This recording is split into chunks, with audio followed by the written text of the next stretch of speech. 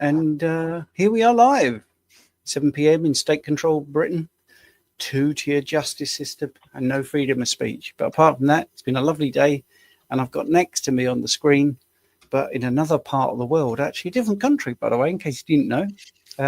State-controlled Britain is made, or United Kingdom is made up of England, Scotland, and Wales, and Northern Ireland, and sometimes it's the whole of Ireland if you're talking about Great Britain. But anyway, we got the UK's top nutritionist. And if you wonder why I waffle on in the first 2 minutes, if we talk about anything like carnivore or anything controversial, then the algorithm drops us down a little bit. So I waffle for another like 15, 16 seconds, and then we'll get into talking about carnivore. So yes, the UK's, maybe the world's top nutritionist is with me, Richard Smith. Richard Smith, how are you? Stephen, my good man, how are you, kind sir? Well, I'm good, but I always ask you, and you never answer me back. You always put it straight back to me, but I need to know how you are. I'm all good, all good. You're I've good. Just finished a session in the gym, so a little bit late on a Sunday for me, but unfortunately, this is the only time that I get to train. Fasted training, well, technically it is fasted training because I'm still yet to eat, but I do prefer AM training. But yeah, all good. Session done. Quickly into the office, quick change, shirt on, and I'm ready to rock and roll. Yeah, it's very tiring, isn't it, this world? I mean, I've just written a fabulous Substack, which includes you talking about athletes that can do really well without any carbohydrates. And we've got a question straight away where I think that's going to be the subject. It's a beautiful super chat as well. So we're going to thank you, Carl. And Carl, 1967. I wonder if that's the year you were born. I was born 1964, makes me 61. You're a mere spring chicken. But anyway, Carl says, hi both. I'm currently training for the Cardiff Half Marathon. What fueling strategies would you suggest as a carnivore for race day? What a great question, Richard. Brilliant question. Yeah, thanks, Carl. Look, we must always remember, take things back to basics. We metabolize fat at an incredible rate, far higher than is led to believe. You don't have to put anything in, is the simple answer. This is all of your energy. So if we were to look at an elite athlete with, say, a 6% body fat, if we had twins, 6%, one was fueled by carbohydrate and the other one was ketogenic or carnivore, then the carnivore athlete or the ketogenic athlete, and carnivore is a subsection of being ketogenic, by the way, that athlete has access to over 15 times more energy stored as body fat than a carbohydrate athlete would. Also, that carbohydrate athlete would glyco-refeed, which is the most stupid thing I've ever heard in my life. You work incredibly hard to drop body weight so you can increase your power to weight ratio and enable you to carry less weight, so you are therefore faster. Then the night before, you eat a big pizza or a bowl of pasta, and then you store that glucose in the muscle as glycogen, which you do not need, by the way, to the extent that we are led to believe. We do need some glyco, and I'm probably getting too deep into this, probably a talk for another day. But that glyco, for every 1 gram that stores, we will hold on to 3 to 4 grams of water. So we could inadvertently gain or add an additional half a stone to our body weight before we decide to compete in our chosen event. What a load of bollocks that is. Why would you do if I were to give you this, let's pick this one. This is about 700 mil, so this isn't even a kilo. If I were to give you this and tell you to run, Keto Pro in the front, by the way. If I were to give you this and tell you to run with this in your half marathon in order to run faster, you would look at me as if I was absolutely mental. And this is what we do when we carb load. You don't need to carb load. The beauty of being carnivore and ketogenic is that we have the ability to replenish any desired glycogen at a higher rate than even if we were consuming carbohydrate. And we do this because we have the ability to send the lactate. So in the muscle, when we feel the burn, that burn shows an inefficiency. So quite often when we train in the gym, we chase the burn. That burn shows an inefficiency because it shows the body's inability to buffer the hydrogen ions. So what we do when the lactate begins to increase, we send this lactate to the liver. We put it through a process which is almost the reverse of glycolysis, which is where we use glucose for energy. But we enter this lactate in, and out of the other end, we create glucose. This glucose is sent back to the muscle, and it is stored in the muscle as glycogen. And this allows the actin and myosin to allow us to move our muscles and perform whatever task that we need to perform. That said, it isn't even the muscle glycogen that is the definitive factor. It's blood glucose. When we do this, obviously that glucose we've created stabilizes blood glucose. And in fact, when I ran the Chester 10K, going back last year or this year, I can't remember, I wore a continuous blood glucose monitor, and I showed how my blood glucose went from 5.5 prior to the race to just under 18, which is incredibly high during the race. And then after the race, it began to level out and it went back to a normative range. This basically shows that we can create glucose at a higher rate than if you were consuming it exogenously in an adapted state. So first and foremost, you don't need anything. If you would like to supplement to further increase or improve this, then there are a number of things that I do. I fat feed the day before. So instead of glyco feeding, I fat feed. So I just store a little bit of fat in the muscle. So this is like the saturated fats, not omega-3s, not MCTs, because we want them to store. Omega-3s and MCTs are almost used up instantly. Very, very little of these are going to store. So we want to store these fats. When we store them, they're there available for the muscle to use for energy. Fantastic. I also feed up on electrolytes, make sure that I'm fully charged with electrolytes, because electrolytes are electrically charged minerals. And as you know, I make those. Also, prior to the race, about an hour and a half before, I will fill something about that big with my exogenous ketones, my raspberry bomb. I'll add some C8 MCT in there.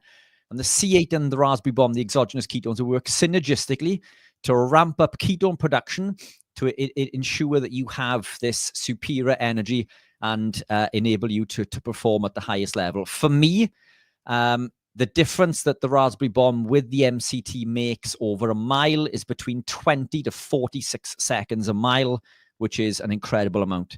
When we were testing the new raspberry bomb with Mikey, good friend of mine, very, very good triathlete, it increased his performance by +6 on his Garmin. And this is a trained athlete at an elite level. You don't see those sorts of performances, but that's the difference it made to the mechanical efficiencies of his heart, the blood flow, the vasodilation, along with the electrolytes found within. So that would be my protocol. You wouldn't have to consume anything during the half, because the ketones would be enough to power you for well over 2 to 3 hours at that level. But I consume that for the period of an hour.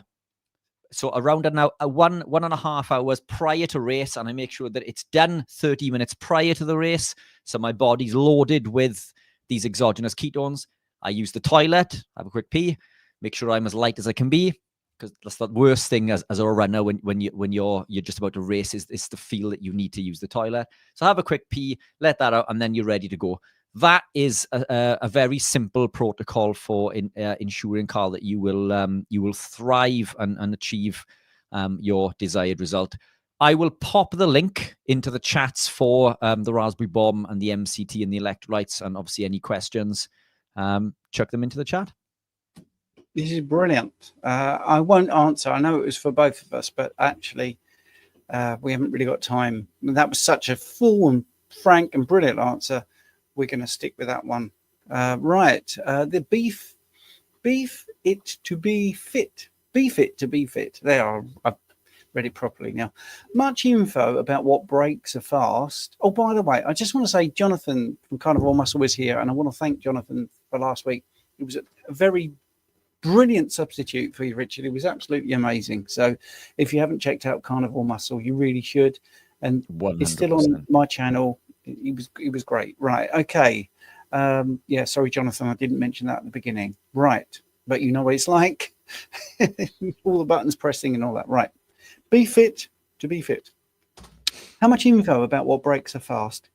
However, I can find almost no data, I reckon, on how long certain things break a fast for. Could you take a guess at the effects of heavy cream, MCT, butter on autophagy? Yeah, in my opinion, MCT won't break. MCT will not break a fast, especially C8. C8 is sent directly to the liver via the hepatic portal vein. I will keep this brief. In short, if you consume a long chain fatty acid, it goes through the whole body. It goes through the lymphatic system, and it takes an awful long time to get to the liver to be processed. Some will store, some will be used as an energy. MCT bypasses this and goes straight to the liver for processing into ketones and will not be stored. Once you've created ketones, you cannot store them. They will not break a fast. Electrolytes, most brands will not break a fast. If they contain sugar or maltodextrin, they will. Electrolytes, good quality electrolytes, will not break a fast. MCT will not break a fast. Heavy cream and butter. So look, there are a number of ways of thinking in regards to what breaks a fast. In my opinion, it's the activation of the mTOR pathway that breaks a fast. So this is why protein will break a fast. This is why carbohydrates will break a fast. Fats generally do not elicit that response. So MCT, I think, would be okay. Butter in small enough quantities would probably be okay. And to be honest, heavy cream would probably be okay. They say over 50 calories. I don't agree with this. In my experience, my benefits of autophagy, mitophagy, brown fat activation, lipolysis, insulin sensitivity, all of these are okay and still elicited to the desired response if I consume these, irrespective of how much. So for me, it's the activation of mTOR that is the governor between autophagy and not. So I wouldn't be concerned with any of these. The second you consume protein or collagen or carbohydrate, then you are going to break that fast. Heavy cream, there are reasons not to consume, but again, we're all on our own journey. If you were the best thing to do, MCT, and you know that you're good to go. There's no fast break-in involved there. And in fact, the MCT will help elicit higher ketones and prolong the fast and enhance that desired effect of the fast in the first place. Yeah, and I think sometimes we just assume everyone knows what we're talking about, but autophagy is when your body enters into sort of a recycling where it's breaking down old proteins and having a bit of a physiological clear up. But actually, it's always doing that. It's just as you fast, it does it at a greater and greater degree. So if you break your fast, in inverted commas, with an MCT, which you don't, by the way, but like butter or cream, it doesn't put autophagy off completely for hours and hours. It will just slow down, and then it will ramp back up if you continue with your fast. So if you want to be a semantic person, though, breaking a fast is when you eat. I mean, so it depends on the nuance to it as well. And some people think if it triggers insulin, so, as Richard says about the mTOR, it depends what your goal is as well. Because if you're fasting and you're looking to just bring your insulin down and lose, improve your body composition, that's different to someone that's therapeutically fasting. When maybe they're trying to put cancer in remission. So it's a great question, and we could spend a whole hour on it. Really, we really could. But we're going to get to the next question. One other quick thing, just to jump on the back of that, Steve, as you rightly say, if we are ketogenic, we are eliciting the benefits of autophagy while we are ketogenic anyway. So our requirement to fast for prolonged periods of time are massively reduced because we're constantly in and out of that state of autophagy. Autophagy, mitophagy, brown fat activation, lipolysis, so on and so forth. All of these things we elicit through living a ketogenic lifestyle. So we don't need to prolong fasts to the degree that someone else would. Yeah, that's brilliant. And thank you for the super chat as well. Be Fit to Be Fit. I do like that name. If you're listening on just audio, you have to look at how that's written. Right. Princess Aloe Vera, which always strikes me as funny, aloe vera, for some reason. But anyway, $5, which is a really good super chat. Thank you. I've been doing Lion for a year, and it helped my gut a lot, but now really suffering with what I believe is sustained oxalate dumping. Well, we call it oxalate detox, but yes, what to do? Yeah, brilliant question. So look, it's very common. Most of us have gone through periods in our life where we consume lots of leafy greens and turmeric and black pepper, believing that these are incredibly beneficial. And they're not in the long term, is the long and short. But oxalate detoxing, for those who don't understand, is when we consume oxalates over a prolonged period of time, the body has the ability to detox these. When we consume over 100 milligrams, for example, we can no longer detox, and we store the rest in tissue in order to save your life, essentially. We can comfortably detox between 25 to 35 milligrams. We can push towards 100, but if we're in a situation where we are constantly bombarding this, we store it in the tissues, and the body does that because these oxalates will store as raphides, and these raphides under light microscopy look like needles. They're quite literally needles in your tissue, and they cause problems. So the body removes them in order to save your life. When you stop consuming said compounds, these compounds that contain the oxalate, the body goes through this detoxing process, as Stephen says, where it releases it and tries to excrete it from the body, and it will bind to calcium and remove it from the body. So it can cause issues with electrolyte imbalances, dizziness, and aches and pains. It can manifest itself, as you suffered with, Steve, with eye issues, eye crystals, skin conditions, or aches and pains in joints, so on and so forth. The simple thing to do with this is supplement with potassium citrate. Citrate has a high affinity to bind. It forces the oxalate to bind to the calcium and allows it to detox from the body while maintaining the correct electrolyte balance. So plain and simple, for me, it's potassium citrate. You can buy them in conjunction with other electrolytes. Obviously, from the $sign, it's stateside. So look for a good quality electrolyte that doesn't have any nasties, that contains a good proportion of potassium, roughly an equal level of sodium to potassium, or just supplement with potassium citrate. Start small, take periodically throughout the day. Less more often is better than more less often. And when you hit the sweet spot, then you know you're good to go. But what you'll find with oxalate detox is that it's cyclical. So you may have a day or two where you really suffer, or even a week. Then it will disappear for a while, and then it'll come back again. That's generally how you know that it's oxalate. If it's not going through this cyclical format, then it could be something else. But as you say, my bottom dollar would be on oxalate detox. Yeah, and so a question for you, Richard: is it the potassium citrate? Is it because of the citrate? It's stopping. Yeah, it's stopping the binding and also stopping entry into forming of crystals. Is that what's happening? Is it stopping that? 100%. Citrate. So you can add in citrate from any compound, but the reason that I preference potassium is that when oxalates cause hypokalemia, which is low potassium. So we can add in any citrate, but why not add in the one that is being depleted by said process? So we add in the potassium citrate, and then we replace it. This prevents the hypokalemia, and it helps with the detox also. So plus, as you know, I'm not a big fan of calcium supplementation. Probably a talk for another day. I'm not a big fan of calcium. Calcium supplementation can help also, but then the calcium can deplete the magnesium, which also lowers potassium. So for me, it doesn't make sense to put the calcium in, because now we're low in magnesium, and also because the magnesium is responsible for the absorption of the potassium.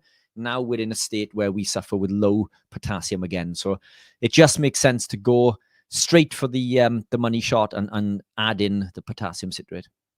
Yeah, and I wanted to put that in there because that's the reason people use lemon juice, but you've hit on why potassium is better, because oxalate dumping actually depletes your potassium. So I just wanted people to know that there is a reason why Richard recommends everything. He looks into absolutely everything. Right, crazy couple here. This is a subject close to my heart because I find the blood pressure readings and guidelines absolutely atrocious, to be honest. So let's do the question, and then let's put it in a little bit of perspective. So how low is too low for blood pressure for a 68-year-old man? And what's best to eat for feeling energized? You guys are awesome. Well, absolutely. We are awesome. Richard is the UK's top nutritionist. No two ways about it. So If you don't know about the blood pressure guidelines, then a little bit of historical data for you. What happened many, many, many years ago, I'm 61, so I can remember when I first did rehab, I used to take blood pressure readings. And as a rule of thumb, you would take someone's age and you would add 100, and then you would deduct 40. So you'd have the top number and the bottom number. That's the pulse pressure. You need about 40 in between. So when you look at 120/80, it fits that one thing, the pulse pressure of being 40 between the top and the bottom, systolic and diastolic. Now, why is that irrelevant if you look at the guidelines where it's always 120/80? Well, that's because that hasn't factored in that your arteries are now hardening as you get older. So they're not as elastic, and therefore you need slightly more pressure to be able to deliver the same volume of blood. Well, that nuance is completely lost once the pharmaceutical companies put their oar in. So they have a meeting sort of every 4 years, and they decide on the guidelines for what blood pressure should be lowered to. Mainly, that's the thing. If you look at every single animal around you, should they all have the same blood pressure? Should Richard and I have exactly the same blood pressure? Should a sumo wrestler have the same blood pressure as someone that is 16 and a gymnast? So it is dynamic and it is very individual. So there's nuance to this. And sorry for the long sort of preamble.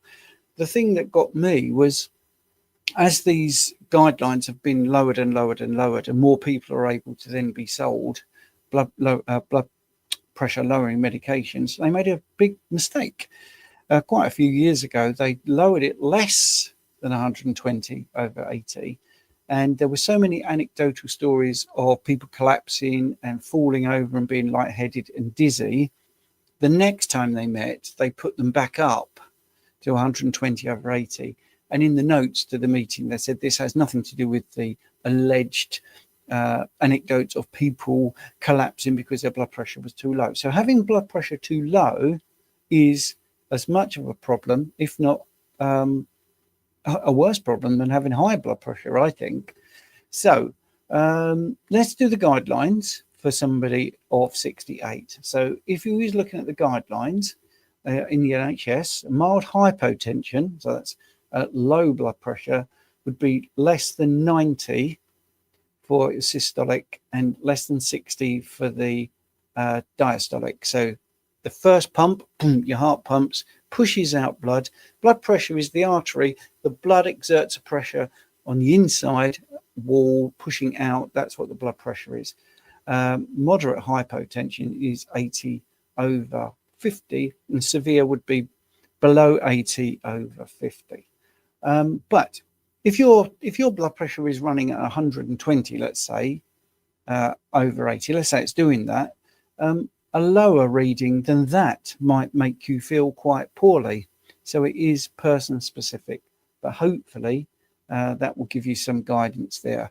Personally, I think we need to go back to age-related blood pressure.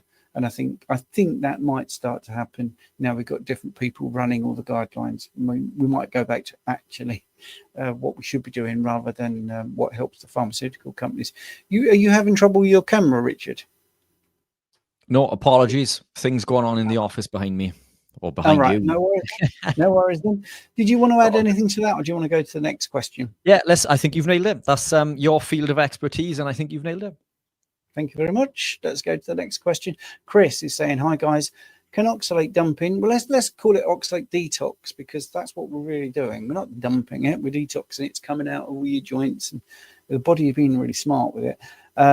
Be the cause of my recent spell of lightheadedness, dizzy feelings. Yeah, of course, 100%. So look, again, coming back to what we just said in regards to the ability to deplete potassium, it can cause an electrolyte imbalance. So 100%, it can cause issues with reabsorption of the kidneys. It can cause issues with blood pressure. It can cause issues with electrolyte imbalances. So 100%. Again, this is why I've created a range of electrodes in order to help offset this. And this isn't a sales pitch. They're there if you guys want them. They're high quality, and we've just launched the new unflavored, which is proper carnivore. So there's no flavoring at all in this one. But or you could just supplement with a good quality potassium citrate. But yes is the short answer. And the quick way to establish whether that is indeed the case is to put some salts in, and it's important that it's potassium, because again, if we put excess sodium, the sodium can deplete the potassium, which can further lead to issues with low magnesium and high levels of calcium and so on and so forth. So the short answer is yes. Yes, and Faith there. Calcium citrate made her oxalate detox much worse, but the potassium citrate stopped it altogether. You see, this is all based on, client feedback. It's based on what really happens. So Chris did add a little bit to the question. He added a little thing, the journey. Type 2 diabetes gone, hypertension gone, excess weight gone. Great work, guys. Thank you very much. That's really good. Let's get to the next one. Right. Okay. Jill Garner here. Hi, Stephen and Richard. What are your thoughts on 3% hydrogen peroxide for healing and mouth hygiene? I bought some at the Ancestral Festival last week. It was a fantastic event. I did ask Abs about this, Dr. Abs, and he said that peroxide really is for whitening, not really for hygiene. Hygiene is how you clean it. So if you've got issues with hygiene, then you need a lesson in cleaning instead of a chemical, really. Yes, peroxide will definitely whiten your teeth. His advice on teeth is superb, actually. Yeah, sorry, Richard, you were going to say? Yeah, look, I agree. I think that it can help in the short term. I've seen benefit with clients who have used said product but you can't, it's not something you can swallow, and it's not something you should use prolonged. I don't use toothpaste. I just use a brush with water. Make of that what you will, but it's, I don't consume or use any toothpaste because of the fluoride and the other toxic chemicals found within. I don't use mouthwash. Touch wood. I no longer suffer with issues with my teeth. I had major issues. In fact, I had this conversation recently. I had major issues for the first 20 plus years of my life. So really, really bad teeth. Since keto and carnivore, like I have, touch wood, famous last words, I haven't had a problem. And in fact, my oral health seems to have improved massively. I don't use toothpaste. I don't use whitener. Make of that what you will. Right. Well, I have been told off for saying it's Sally's made it really clear that the body is not detoxing oxalates. It can excrete it, but it can't detox it. Sorry for all the caps, but it's important. And well, I'm into the English, but I feel it's an apt phrase. But if you don't want me to use it, I'm sorry, Cammy. But I think it's not dumping. That's the thing. The body is actually doing something to excrete it, like you say. And I think that is one of the detox pathways, because we dump many things, don't we? But I will look this up and I'll get back to you on that. Is it just terminology? Look, there's lots I disagree with, when it comes to Sally's approach. But yeah, I mean, we did get her on to put forward our point of view. But yeah, it's there in black and white, isn't it? Either way, the oxalates are being released from the body and being excreted from the body. So for me, that is a form of detox, whether, it's the correct terminology or not, Okay, I will look that up. But Cammy, thank you. She's always good. I like to be kept on my toes. Yeah. Big Blue, I deliver all day, start tomorrow. I don't have access to any heat or anything, and I can only eat ground chuck twice a day. What can I do for work? Should I go OMAD or eat cold beef with me at work? I mean, I love cold beef and cold lamb. You know what? Some of the stuff we cook, we deliberately cook to have cold the next day because it's better. I actually find lamb is fantastic. Beef is fantastic hot, but also cold with a little bit of butter and salt. So what I do if I'm having it cold, I chop it all up, make it a bit more user-friendly, put it in my glass Tupperware, and I spread a bit of butter on each, make sure there's plenty of salt, and it is absolutely gorgeous. Richard is going to flash something on the screen, I think. No, I'm not. All good. But yeah, okay. I agree. Cold beef is fantastic. Cold bacon's fantastic. And look, that's the beauty of being ketogenic and carnivore is, do you know, if I'm we spoke at the event recently, I know, and the one prior, 2 weeks prior to that. I use those opportunities when traveling not to eat, because I'm not hungry when I'm busy. So if I'm driving, I'm not hungry. When I'm at an event, I'm not hungry. And I use those in order to fast maybe for 1 or 2 days. But I'm not against the cold. I love cold bacon. I love cold beef. So yeah, there's no reason why you can't consume them cold. And if you're eating eggs, Big Blue, then boil some eggs, take them with you. If you're still consuming cheese, fantastic. Those are fantastic. They were always brilliant snacks for me through my journey. But there's certainly nothing wrong with cold beef. No, or cold lamb, or cold anything. It's always very nice. Josephine Benik, I don't know. Is there a way to gain weight instead of losing on the carnivore lifestyle? 100%. Yeah. So it's and many do see this. Many who come to this way of living will see weight gain initially as they go through a healing process, but obviously it sounds that you're going through the opposite issue. Look, there's nothing wrong with losing some excess body fat. We look at people in modern society, and when they lose weight at an incredible rate, we think they look unhealthy, but they're not. It's just we're not used to seeing lean people, or used to seeing people like when I lost all of my weight. I was accused of being on heroin, and that's how ill I looked to other people. But I felt fantastic. The body, this is incredibly common, but the body's very intuitive. If you're losing that fat, generally, and we're talking 99 times out of 100, this is where the body wants to be. It will find its natural level of homeostasis. You'll hit the bottom and you'll bounce off, and you'll probably gain 5 to 7 pounds when your body is happy, when it realizes that food is there and it's no longer, your body no longer needs to store as much, and it's happy to function with the level of fat that you have and the level of fat that you put in. It will find this level of homeostasis, and you will come to this optimal level of homeostasis. So I wouldn't be concerned, but to gain on the carnivore lifestyle, increase the fat consumption. Protein is also key. We do need to elicit that insulin response. So Josephine, if you are consuming around 0.9 grams of protein per pound of body weight, you can increase that. Protein, again, is the most important macronutrient. This will elicit an insulin response. When you consume fats on top of this, you will gain weight. Stephen, can go into detail with this. The odd chain fatty acids are likely to store more. So this is the types of fats that you'll find in double cream, for example, cheese, and so on and so forth. They tend to be higher in these odd chains, so they will store fat. Cheese and double cream, incredibly addictive, so you tend to eat more. So again, you're eliciting this insulin response, and you send in more fatty acids into the fat cell, but you are gaining fat. So that is very important to remember.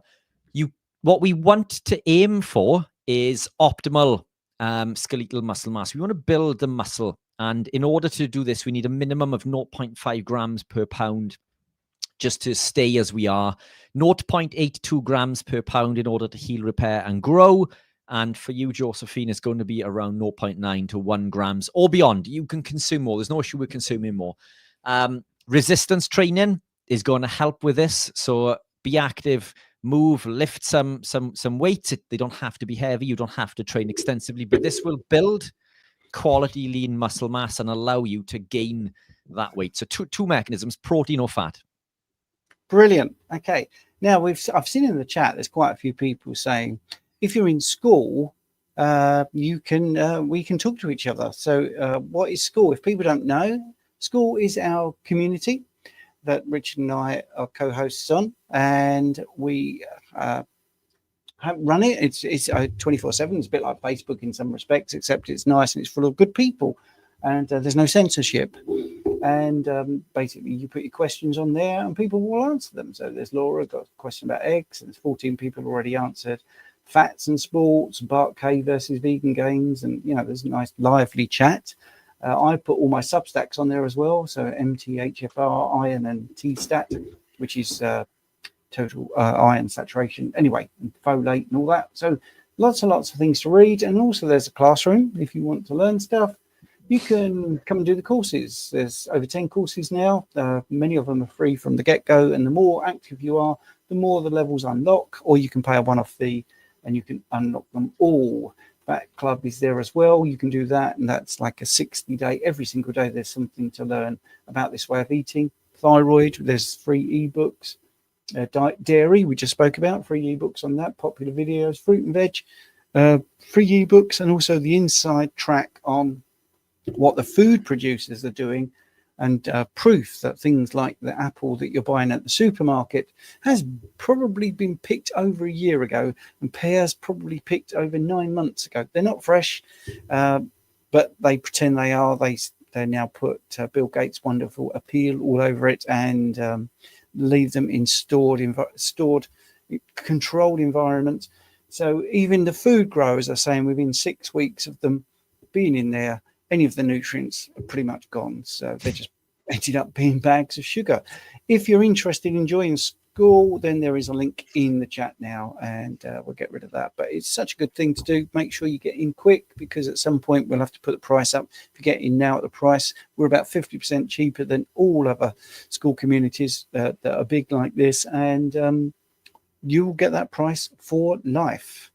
Right. Okay. Just so you know, what does detox mean, and why is it more appropriate? It's an active physiological process. The body has sophisticated mechanisms for identifying, mobilizing, and eliminating stored toxins. When you remove dietary oxalates, you're giving your body the opportunity to begin this detoxification process. It's not random dumping. Just so you know, looking at a definition online, and that wasn't what I was expecting. I was expecting some pushback, but it does seem that it is correctly used up. Anyway, right, enough of that. So let's go to the next question, which is here. S. Brown, 1999. 15 months keto, last 24 days strict carnivore, 57 kilogram female, eating 150 grams of protein to repair osteoporosis, blood sugar 5.2, which is about 93 milligrams per deciliter, I believe, 0.2, which is ketones, so the GKI is 28. What's going on with blood sugar given 0 carbs eaten? Well, your blood sugar will be around that.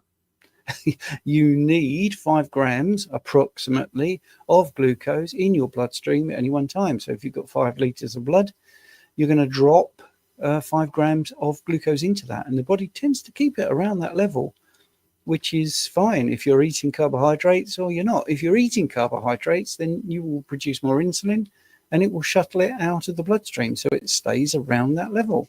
Nothing wrong there whatsoever. 24 days strict carnivore. Richard is one of those people that is very adamant about his ketone levels because he utilizes them, does a lot of endurance sports, he runs a big business. He's got his daughter to look after, so he's very active. His brain is incredibly active, and his ketones, I think, normally are about 0.2. To me, I don't think there's a problem there, personally. If you want to know really what it is, and just to visualize it, for every liter of blood, you need 1 gram of carbohydrate. That's it. So 5 liters of blood, you need 5 grams. It's so simple. About a teaspoon of sugar in 5 liters of blood. And as you're smaller, you might have 4 liters of blood, so you probably need 4 grams. It really is just beautifully designed, the human body, and those numbers just happen to be pretty good. It's nothing to do with eating carbs, unless you get to the point where you're eating so many carbs your body can't process them, or if you're carbohydrate intolerant, or you're type 1 diabetic and you can't produce insulin. So I don't know what you expect really, but if you want higher levels of ketones, maybe you could shift your macros around. Maybe you could do a bit of fasting. There's many, I'm going to nick a Richard phrase, there's many levers you could pull. But what do you want to say, Rich? Yeah, look, those numbers look perfect. Ketones and blood sugar, that's exactly where we'd expect to be. 15 months keto, which basically means that now you have upregulated the body's ability to create and transport and utilize ketones. So I will keep this short, but in the initial phase, we waste many ketones as acetone, which we waste through the breath and through the urine. As we gravitate deeper into our ketogenic journey, the body becomes more efficient at creating ketones in the form of beta-hydroxybutyrate. Then we upregulate the transporters. Then we upregulate the enzymes that use the ketones, which basically means that we'll go through a spell where acetone is high, then it comes low. Beta-hydroxybutyrate goes high through blood testing. Then over 12 months, and you were 15 months keto, begin to come down. And now we think we're doing something wrong, but we're not. We're just becoming adapted. Point 2 is roughly where I would expect to see. I haven't registered ketones over 0.4 since I can remember, and I don't care because it just means my body's adapted. So that's exactly where I would expect to be. What I would say is I would recommend your protein be closer to 190 if you're looking to repair osteoporosis. So simple formulation for this is around 1.5 grams per pound. In my opinion, to help. You can do it on a lot less, but for me, that this is we need more. We need more. 1.5 grams per pound. So that's 188 grams of protein for you, which in animal protein weight pre-cooked is around 800 to 850. Obviously, if you're consuming eggs, then we take like 6 to 7 grams per egg off this. But that's where, ballpark figure, that's where we need to aim for. We also need sodium. So calcium, critically important, but sodium is how we send this calcium to the bone. So we can't reverse osteoporosis without protein, without sodium, without phosphate and calcium. So we need the sodium. So make sure you're salting the meals with a good quality Celtic sea salt, ideally. But protein and salt is the key to this. But those numbers look good. Excellent. BB has given us a £5 super chat. Super chats really help the channel. It might seem like nothing to you, but to us guys, you know, we're here. We're not trying to get the smallest violin in the world out, by the way. We're here every Sunday. It's completely free.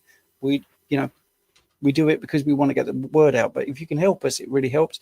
This £5 is to jump this question up. It is for Richard. From BB. Brian, I know who you are. Fantastic. It's great to see you in school. Absolutely lovely guy. Thank you for the support. Here's a question, definitely for Richard. Do the Keto Pro unflavored electrolytes provide potassium citrate or a different potassium, as I want to counter the oxalate problem, please? Thanks, Brian. Potassium citrate. And again, this is the carnivore version, which you just released. We do have the flavored versions also. There is another unflavored version which contains astaxanthin, the world's most powerful antioxidant, and it is an antioxidant, but it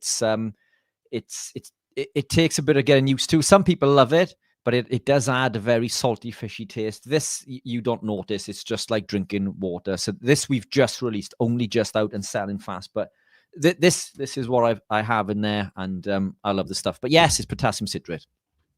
Excellent stuff. Here's a good question. Right. I'll have a little dab at this and then Richard can as well. Hi, mate. Sorry, let's try and do the name. Gazazal Stefan 315. Hi, mate. Do you think that 30 to 50 grams of carb is damaging?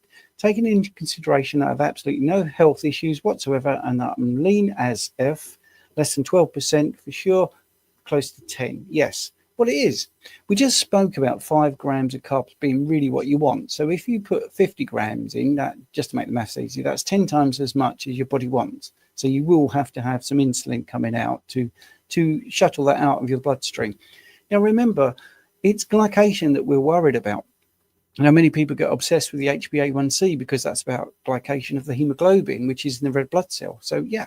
There's 2.5 million red blood cells being made every single second and 2.5 million being recycled every single second.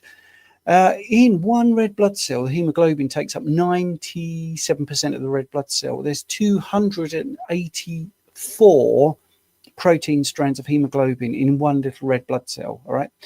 And when it glycates, that's a chemical bond. It's not sticky. We say sticky because it sounds good, but actually that glucose isn't just sticking to the hemoglobin, is it? It's sticking to every protein. It's sticking to collagen. It's sticking to all your essential proteins, all your enzymes. So glycation is pretty damaging. If you look at the red blood cell, it's what's called biconcave. So it can deform and it can go through small spaces. In fact, that's what the spleen does. It makes sure that that the red blood cells are able to deform. It sounds like a bad thing, but the deformity of red blood cells is actually a positive thing in this case. Well, the stickiness, the glycation from all the carbohydrate that you put in is going to affect that. So the membrane, which many people don't talk about on the red blood cell, there's 4 particular proteins that will be glycated. They will be bonded to. Ketones have the ability also, by the way, to try to glycate, but the bond is so weak, they just fall off basically, and it's a reversible process. But that's not true with glucose. Glucose has a carbonyl group that will fix to it, and it's irreversible. Once that glucose is on that protein, that's a deranged protein. Sorry to get on my high horse there, but Richard doesn't normally see me be like this, but it's very frustrating because, and I'm not having to go at you for your question, it's a great question. A little bit of carbohydrate doesn't sound like much, but it is. And that's why I got caught up in it. I got to age 50 and I was a high carb athlete, and I did outrun a bad diet until I got to about 45, and I fell for it. My coronary artery calcium scan was 639. My teeth are terrible from the get-go. I had pre-diabetes, I had lower left quadrant pain, and I was aging. I was absolutely aging. I looked older in my 40s than I do in my 60s. And aging, all right, I know we call the thing advanced glycation end products, but really there's no pun in that. It does age you. Once you start to derange your proteins, you age. And once you get glycation of collagen, your skin is not going to be as elastic. It's not going to be as good. So when people say, yeah, it's just 30 grams of carbs, what can it do? It can do a lot of damage over many, many years, and you'll get away with it for a bit. And, I did a bodybuilding show. Yeah, I was 12% body fat. I was less than that when I did the bodybuilding show. My abs were really popping. And, I was doing this skim milk. I was doing, porridge oats and freshly squeezed orange juice and blueberries and all the stuff. And I was avoiding red meat and fat. So, yeah, that was a lot of glucose, but I've now learned that, even a little bit of glucose would have caused a lot of damage. And I see it in people all the time. So anyway, I think Richard is going to do one of his brilliant presentations. So I'm going to hand it over. Yeah, look at that. Look, the linear form of glucose. Hey, we've got it all 100%. Here. So yeah, look, just to jump on the back of what you were saying there, this is something that I spoke about at the Ancestral Health. So this is a Fisher projection, or the linear form of glucose. It travels through the body in 2 forms, linear and a circular form, which is the Hayworth projection. So we have a straight form or linear form and a circular form, and it changes between the two. When it becomes this, it becomes susceptible to glycation. So this, as Stephen says, the carbonyl group there is where glycation happens. The carbon double bond oxygen there, that is where glycation happens. And Dr. Abs, good friend of ours, when this decides to change, he explains this during his biochem lesson very well. But look, from a simple perspective, when sugar or glucose binds to proteins like lysine, for example, it goes through a series of steps. It becomes a shift base, and it goes through an Amadori reaction, becomes an Amadori product. The result of this is an advanced glycation end product, as Stephen says. So this AGE, if we move on to the next, this is all my own work. It took me ages to do this. So this AGE binds to this receptor, which is called a RAGE receptor. So it's the receptor for advanced glycation end product. So this is what happens when we consume sugar. So this process happens when we consume. It does happen when we don't, because we still make sugar. But add into this process, this is what happens irrespective of the volume that we consume. So it binds to immune cells, for example, and it will cause a number of reactions. These 2, which are the most important. This one, NFKB, nuclear factor kappa B, go through a series of processes and will lead to inflammatory cytokines and interleukins, i.e. inflammation. Therefore, glucose causes inflammation. It also activates this other pathway, the NOx pathway. NADPH figures, what is it? NADPH phagosome oxidase, I think, is it? NADPH figures. So it's the NOx pathway, which is the nicotinamide adenine dinucleotide phosphate. So that's the NADPH part. So it's the phagosome oxidase pathway, and this will lead to reactive oxygen species. So hydroxyl radicals, if you like. So we all know and understand what reactive oxygen species are. In essence, it's like rusting. So if we think of a piece of steel or something becoming, this is what happens to our cells. And it causes damage to the cells, to the LDL particles, and it damages our DNA. So in simple terms, when we consume glucose in very little quantities, it leads to inflammation. And if we take a step down, it also damages our LDL. This is what glucose does. And again, we do need glucose. So the question that is quite often touted within the social space is, well, we need glucose. We need carb. That's what people say. And that's wrong. We don't need carb, but we do need glucose.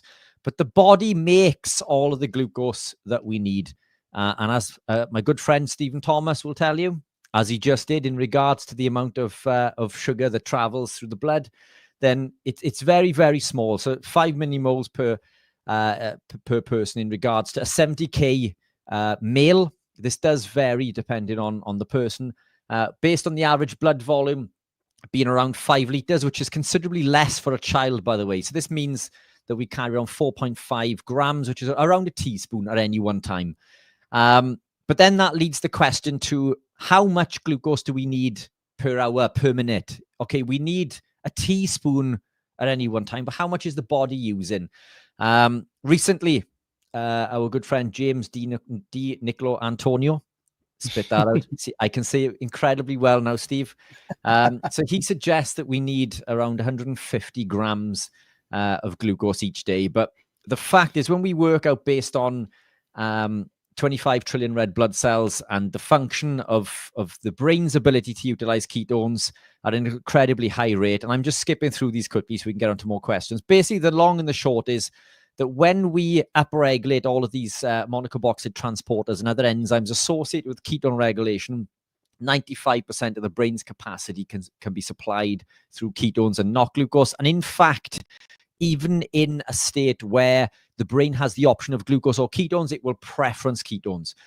This basically means that the body's ability each day is between 15 to 37.5 grams of glucose, i.e. 3.3 to 8.33 teaspoons of sugar each day, which is incredibly small. So does that mean that we need to consume this volume of sugar or glucose each day? Well, no, because the body can make over 20, it's closer to 30, so it's around 27 teaspoons of glucose each day. And we do this via this process, as we've said previously, gluconeogenesis. We can create and process all of the glucose that we need. So our requirement is indeed zero. So we need zero sugar. And this is the difference between exogenous carbohydrate and endogenous glucose. These are two very different things. So coming back to the original question, as Stephen says, any volume of sugar that we consume is causing this damage. You may be perfectly fit and healthy now, but it could cause problem. It may not. You may go through the next 20, 30 years and you may still maintain 12% body fat and thrive. Just be mindful. And I think Steve will agree. This is why Steve and I do what we do. It's in order to present the information so you can make an educated decision. Now, yes, we would have consumed glucose through our evolutionary period, but in my opinion, it's seasonal, and we would have consumed fruit at the end of summer in order to fatten us up for a cold winter. We do need higher levels of sugar if we are in warmer temperatures. This is why fruit grows in warmer temperatures, and it's to do with the electron transport chain and the ability to create energy and utilize and process these steps through the electron transport chain. So we may require higher levels of sugar if we are in warmer climates. And this is why some people from warmer climates do get away with consuming more sugar, because the body needs it. But ultimately, just understanding that process is enough to maybe make better choices. There is one other thing, now that we're on this, Steve, if you didn't mind, I'll show really quickly. And it was, I'll share this really quickly. It was a comment that somebody made on a post that I made recently, and it was to do with I don't know if that's sharing there, but it was to do with a comment that we made recently on the live, And we're wearing the same colours. Woohoo! It's as if it was today. So look, it's basically, it was a post saying, stop saying dumb shit. And it was to do with basically saying the proteins and fats are not essential, and they are, and we do need them.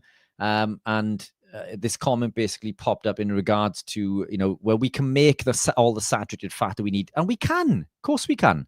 The body's incredibly intuitive, but the difference is, in order to make the saturated fats from sugar, it becomes incredibly dangerous, because now we're consuming X amount of sugar, which needs to create that saturated fat. That extra sugar creates this glycation. Why not put the saturated fat in, and therefore negates our ability or requirement for the additional glucose? Brilliant. And the reason I did that, by the way, for people that don't know, is if we've got some super chat questions, and we need to do it before the 8 o'clock. So here's Tina saying, my coach recommended increasing cardio to aid in digesting add till food in my bulk phase, especially because high fat way of eating. Why is this always the assumption that digestion is harder on carnivore? No, it's rubbish. The best way to so the thing is as well, also, we look at increasing metabolism, which we don't really want to do. This is a talk for another day, because it does lead to aging and so on and so forth. But look, the best way to burn, and we don't burn fat, but again, metabolize fat is the weight training, the resistance training. We don't need to do cardio to burn fat. And in fact, if you were to train prolonged at running for long periods of time over long distances, you'd actually gain fat around the midsection. It's an incredible tool, Tina, as you know. And if you are incorporating cardio, keep it away from your weightlifting. So if you're lifting weights in the morning, do the cardio later in the day. Keep it to 45 minutes, certainly below an hour. Keep it to zone 2, which is the type of zone, the heart rate zone, where you can run and maintain a conversation. So it could be the rower, could be the cross trainer, could be the bike, could be running, whatever your go-to is, but you need to be able to maintain conversation when you do this. I think it's a fantastic tool, but the best way in order to metabolize stored body fat is through the resistance training, because it's not just the units of energy, i.e. the calories, which don't really exist, by the way, talk for another day. It's not just those units of energy that we metabolize while we're lifting weights. It's the units of energy that we metabolize and process beyond this when we heal, build, repair, and recover. Cardio is a tool, but it's way over-egged, in my opinion. And to be honest, if we overtrain in regards to cardio, it will lead to damage to the HPA axis, increased cortisol, and it will lead to weight gain around the midsection. This is why lots of runners that you see at your local park run carry lots of weight around the midsection. Brilliant. Sorry. Yes. It's just I want to get the super chats in because I think it's only fair. Thank you, Tina. Tina, we'll see you in a minute in the school community and we can carry on. Sue R8J, $4.99. Thank you so much. And I think there's one more just came in. And, we do need to appreciate the people that do the super chats. So here we go.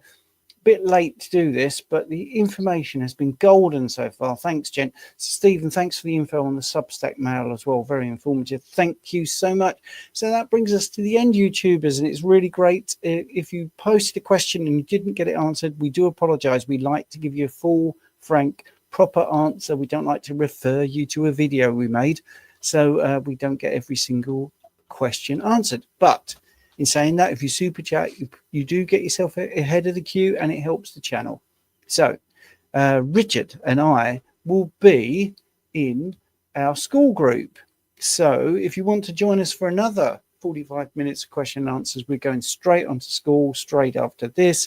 And we also do an hour pretty much on a Monday at 8 p.m. in the UK. And I also do a Wednesday wellness one. So there's plenty of time to do question and answers. Thank you, everybody, for tuning in. And hopefully we'll see you next week. Thank you all. Some amazing questions.